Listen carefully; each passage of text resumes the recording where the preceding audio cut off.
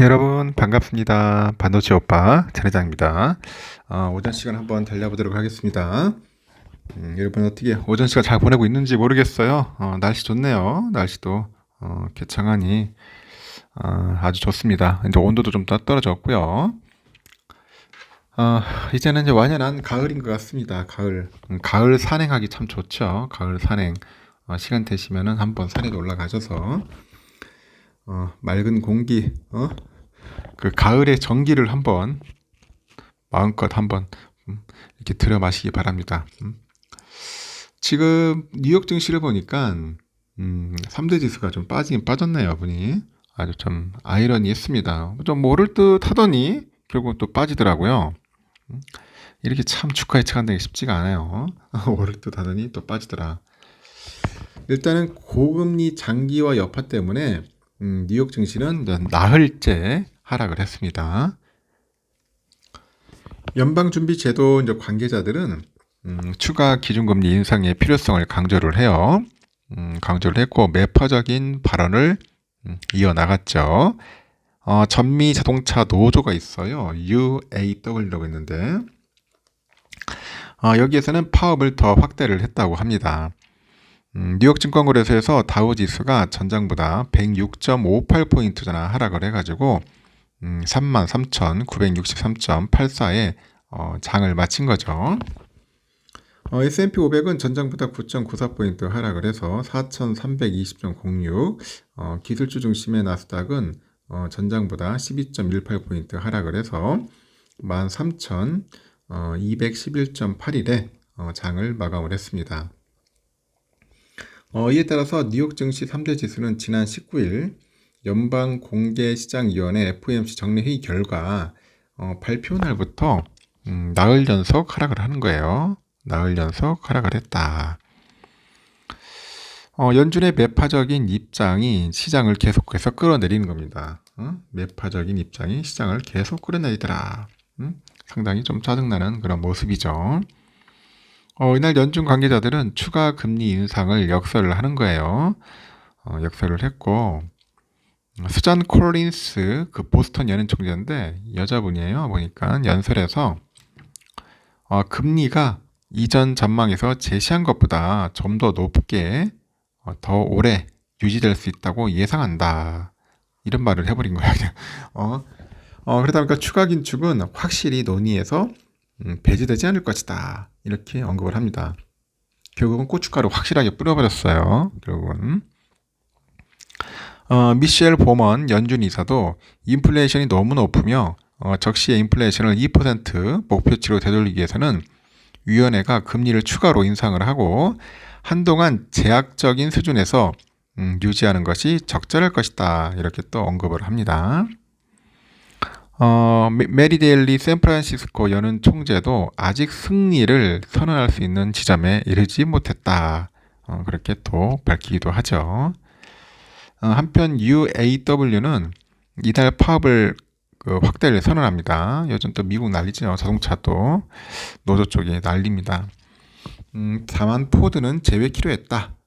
포드와는 아직 협상 중이라는 그런 이유 때문에 이야기를 하는 것 같습니다. 그 숀페인 UAW 조합원 연설에서 이날 정오부터 이 파업 참가 사업장을 20개의 주에 걸쳐 있는 그 제너럴 모터스하고 스텔란티스 38개 부품 공급업체 이쪽으로 확대를 한다고 하네요. 테슬라는 중국 판매 감소로 4.2%나 급락을 했고 테슬라는 지난 6월, 8월 주당 13,000대 정도 판매해서 이달 들어서 9,000대 정도로 줄었다. 뭐 그런 이야기를 있는 것 같습니다. 차량 판매가 좀 줄어가지고 조금 아쉽기는 하네요. 보니까. 하여튼 연준 위원들의 금리 인상 그걸 지지를 한다는 그런 이야기가 아주 사람을 잡는 것 같네요. 어떤 미 국채 수익률이 이제 수년 만에 고점을 경신한 점도 주가 지수의 하방 압력으로 작용을 했고 이날 10년물 미 국채 수익률은 장중에 4.51에서 2007년 이후 고점을 경신을 했고 2년물 수익률도 2006년 이후 최고치인 5.2%까지 고점을 높여요. 이제 그런 부분들이 상당히 안 좋다. 여기에 또 10월 초에 연방정부 셧다운 우려가 커진 것도 불안 요소입니다. 이 셧다운을 막으려면은 2024년 회계연도가 이제 시작되는 10월 1일 전에 예산안을 처리해야 합니다. 열흘도 남지 않은 시점에 하원 공화당이 시간을 벌고자 한 달짜리 임시 예산안 CR이라죠. Continuing Resolution을 추진하는 상황이라고 하네요. 그런 게 좀 안 좋습니다. 하여튼 자동차 노조 파업 때문에 이제 관련주들이 이제 큰 변동성을 보이지 않았네. 희한하게 오히려 이 파업을 하면은 좀 자동차 관련주들이 좀 주가가 떡락을 하든지 해야 하는데 그렇진 않았어요. 스텔란티스가 0.1% 지지됐고 제네럴 모터스 0.4% 내리고 그리고 파업에 동참하지 않는 포드 주가는 1% 상승했고 뭐 그런 이야기가 있는 것 같습니다.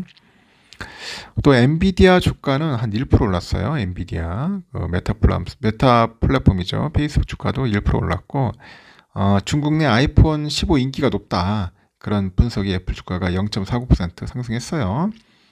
애플 뭐 1초 만에 뭐 판매 완료, 뭐 예매 완료, 하여튼 판매 완료했다는 그런 얘기도 있던데.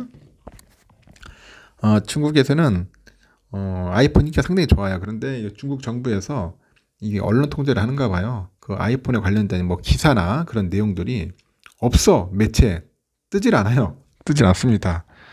자국 내 그 폰, 그 화에 있거나 열심히 올려주고 있지 아이폰 관련된 이야기는 언급을 하지 않는 것 같습니다. 업종 지수는 대부분 하락을 했다고 하네요. 금융, 헬스, 산업, 소재, 부동산, 통신, 유틸리티 관련 지수가 하락을 했고요.